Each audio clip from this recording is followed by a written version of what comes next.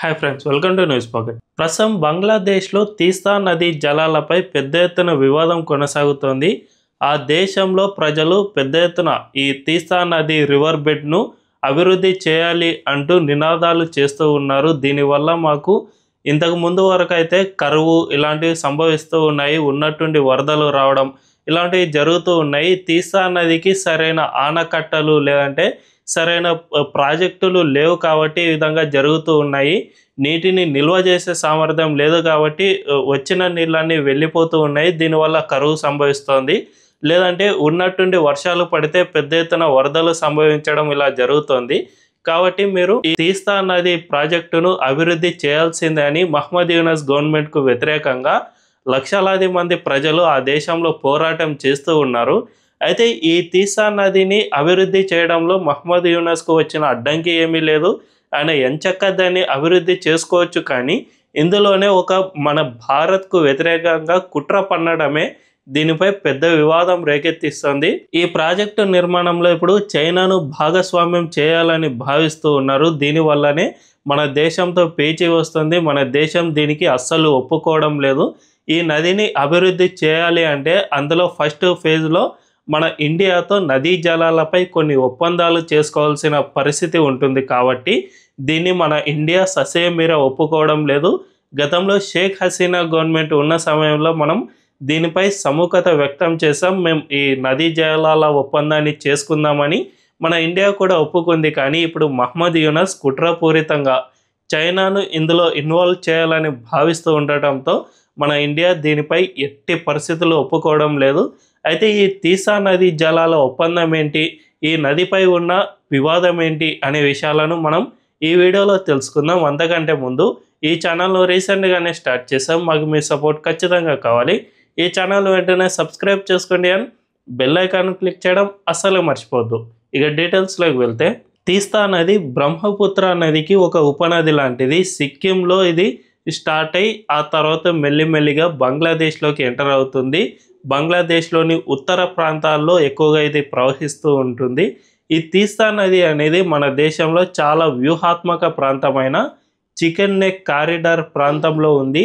ఆ ప్రాంతం నుంచే ఇది బంగ్లాదేశ్లోకి ప్రవేశిస్తుంది. కాబట్టి ఇది ఈ ప్రాంతం అంతా చాలా వ్యూహాత్మక ప్రాంతంగా మనం పరిగణిస్తాం. ఈ తీస్తా నది బంగ్లాదేశ్లోని ఉత్తర ప్రాంతంలో ఎక్కువగా వ్యవసాయానికి చాలా కీలకమైన నదిగా ఉంది. ఇది ఇక్కడ ఎక్కువగా పంటలు అండ్ మత్స్య సంపద ఇలాంటి వాటన్నిటికీ తీస్తా నదే జీవనాధారం. ఇది బంగ్లాదేశ్ ఆర్థిక వ్యవస్థకు ఒక జీవనాడి లాంటిది అని అక్కడి పాలకులు సైతం భావిస్తూ ఉంటారు. అందుకే ఈ నది అనేది ఆ దేశంలో చాలా కీలకంగా ఉంటుంది. ఇది ఆ తర్వాత అంటే బంగ్లాదేశ్ ఉత్తర ప్రాంతంలో ప్రవహిస్తూ ఆ తర్వాత బ్రహ్మపుత్ర నదిలో కలిసిపోతుంది. కాబట్టి ఈ పరివాహక ప్రాంతం అంతా చాలా కీలకంగా ఉంటుంది. అంతేకాకుండా ఇక్కడ ఎక్కువగా పంటలు అండ్ మత్స్య సంపద ఎక్కువగా ఉంటుంది కాబట్టి దీన్ని చాలా కీలకంగా భావిస్తారు. అయితే దీనిపై వచ్చిన ప్రమాదం ఏమిటంటే, ఇది గతంలో దీనిపై ఎటువంటి అభివృద్ధి ప్రాజెక్టులు ఏర్పాటు చేయలేదు. జనరల్గా ఒక నది అంటే ఆనకట్టలు లేదంటే చెక్ డ్యామ్లు లాంటివి నిర్మిస్తూ ఉంటారు. వీటి వల్ల వరదలు ఎక్కువగా వచ్చిన సందర్భంలో ఈ చెక్ డ్యామ్ల వల్ల వరదల ప్రవాహాన్ని ఆపడానికి వీలవుతుంది. అంతేకాకుండా నదిలోని నీరు వృధాగా వెళ్ళిపోకుండా కొద్ది వరకు నిల్వ చేసుకోవడానికి ఇది వీలవుతుంది. దీంతో పాటు నదీ పరివాహక ప్రాంతంలో కోతకు గురి కాకుండా కూడా వీటికి అవతల యువతల కొన్ని వాల్స్లను కూడా నిర్మిస్తూ ఉంటారు. ఈ విధంగా చేసినప్పుడు నది కోతకు గురి కాకుండా ఉంటుంది. రీసెంట్గా ఈ తీస్తా నది కోతకు గురి కావడం వల్ల ఏకంగా 130 కిలోమీటర్ల మేర ఇసుక మేటలు భారీగా పేరుకుపోయాయి. అప్పటి వరకు ఇది పంట పండే ప్రాంతంగా ఉన్న ప్రాంతాలన్నీ కూడా ఇసుక మేటలు పేరుకుపోవడం వల్ల ఇక అవి పంటలకు పనికి రాకుండా పోవడం ఇలాంటి ప్రమాదాలు ఎన్నో జరుగుతూ ఉన్నాయి. దీనివల్ల ఈ నదిని అభివృద్ధి చేయాల్సిందే అని మహ్మద్ యూనస్ గవర్నమెంట్కు వ్యతిరేకంగా అక్కడి ప్రజలు పోరాటం చేస్తూ ఉన్నారు. తీస్తా నదిని మీరు ఎప్పుడైతే అభివృద్ధి చేస్తారో అప్పుడే ఉత్తర బంగ్లాదేశ్ మొత్తం ఆర్థిక వ్యవస్థ బాగా పుంజుకుంటుంది, లేదంటే మేము ఆర్థికంగా చాలా చితికిపోతాము అని అక్కడి ప్రజలు పోరాటం చేస్తూ ఉన్నారు. దీనిపై మహ్మద్ యూనస్ కూడా సముఖత వ్యక్తం చేస్తూ ఉన్నాడు. దీన్ని అభివృద్ధి చేయాలనే భావిస్తూ ఉన్నాడు. కానీ తన కుట్ర కోణాన్ని ఇక్కడే బయట పెట్టాడు. అదేమిటంటే, ఈ నదీ నిర్మాణంలో చైనాను భాగస్వామ్యం చేయాలి అని మహ్మద్ యూనస్ భావిస్తూ ఉన్నాడు. ఇప్పటికే చైనా బ్యాంకుల నుంచి మాకు అప్పులు కావాలి అని అక్కడ ప్రకటన కూడా జారీ చేశాడు. చైనా బ్యాంకులు కూడా అప్పులు ఇవ్వడానికి రెడీగా ఉన్నాయి. దీంతో ఈ తీసా నదిని అభివృద్ధి చేస్తాను అనే పేరిట మనకు చాలా కీలకమైన వ్యూహాత్మక ప్రాంతమైన చికెన్ నెక్ కారిడార్కు సమీపంలో చైనా ప్రాజెక్టులను తీసుకురావడానికి కుట్ర పన్నుతూ ఉన్నాడు. ఇప్పటికే ఆ ప్రాంతంలో లాల్మోర్ నిర్హాట్ ప్రాంతంలో చైనా ఒక ఎయిర్ బేస్ను డెవలప్ చేయడానికి సైతం ముందుకు వచ్చింది. ఇక్కడ కనుక ఎయిర్ బేస్ను డెవలప్ చేస్తే ఖచ్చితంగా అది చికెన్ నెక్ కారిడార్పై చైనాకు వ్యూహాత్మకంగా ఉపయోగపడుతుంది. ఆ ప్రాంతం అంతా నిఘా ఉంచడానికి కూడా చైనాకు యూజ్ అవుతుంది. కాబట్టి ఈ లాల్మోర్ నిర్హాట్ ప్రాంతంలో ఎయిర్ బేస్ను అభివృద్ధి చేస్తుంది. దీంతో పాటు ఇప్పుడు ఈ తీసా నది రివర్ బెడ్ పై కూడా అభివృద్ధి ప్రాజెక్టులను చైనాకు కనుక అప్పగిస్తే ఖచ్చితంగా ఇది మన దేశ వ్యూహాత్మక భద్రతకు చాలా పెను ప్రమాదంగా మారే అవకాశం ఉంది. అందువల్లనే మన దేశం ఈ తీసా నది జలాల ఒప్పందంపై ససేమిరా ఒప్పుకోవడం లేదు. గతంలో షేక్ హసీనా ఆ దేశంలో అధికారంలో ఉన్నప్పుడు ఆమె మన దేశంతో సత్సంబంధాలు ఏర్పరచుకుని ఉండేది. అండ్ చైనాను ఇలాంటి కీలకమైన ప్రాజెక్టుల విషయంలో చాలా దూరం పెట్టేది. దీనివల్లనే మన దేశం గతంలో ఈ తీసా నది జలాల ఒప్పందం వివాదం ఉన్న సంగతి నిజమే.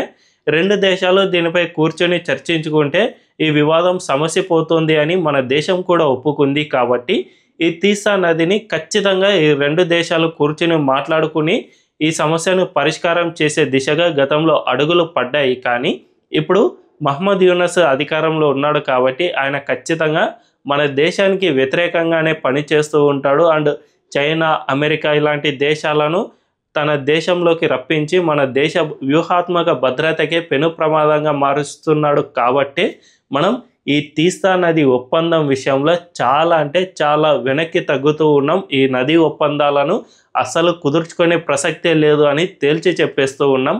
ఈ ఒప్పందమే కనుక జరగకపోతే ఖచ్చితంగా ఈ నదిని అభివృద్ధి ప్రాజెక్టు అనేది చేయడం దాదాపు అసాధ్యమే అని అంటారు నిపుణులు. ఎందుకంటే ఒప్పందం జరిగితే ఆ ఒప్పందం ప్రకారం బంగ్లాదేశ్కు ఎన్ని నీళ్లు వస్తాయి, వేసవి కాలంలో ఎంత నీరు ఉంటుంది, లేదంటే వర్షాకాలంలో ఎంత నీరు ఉంటుంది, ఈ లెక్కలన్నిటినీ బేరీజు వేసుకున్న తర్వాత మాత్రమే ఎప్పుడైనా కానీ చెక్ డ్యామ్లు లేదంటే భారీ హైడ్రో పవర్ ప్రాజెక్టులు ఇలాంటివి నిర్మిస్తూ ఉంటారు. ఇలాంటి ఒప్పందాలు చేసుకోకంటే ముందే వీటిని నిర్మించడం అనేది దాదాపు అసాధ్యమని చెప్పుకోవచ్చు.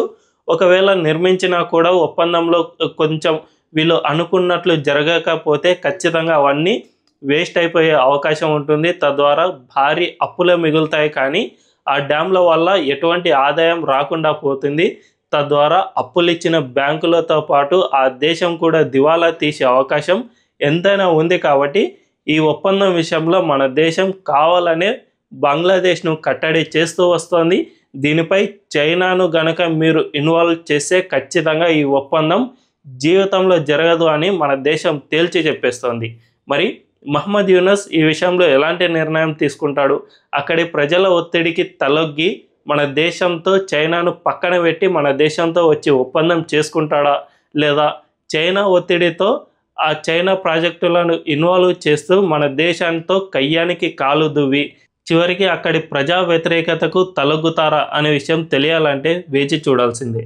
ఈ వీడియో కనుక మీకు నచ్చినట్లయితే ఖచ్చితంగా మా ఛానల్ను సబ్స్క్రైబ్ చేసుకోండి అండ్ బెల్ ఐకాన్ను క్లిక్ చేయడం అస్సలు మర్చిపోవద్దు. Thank you.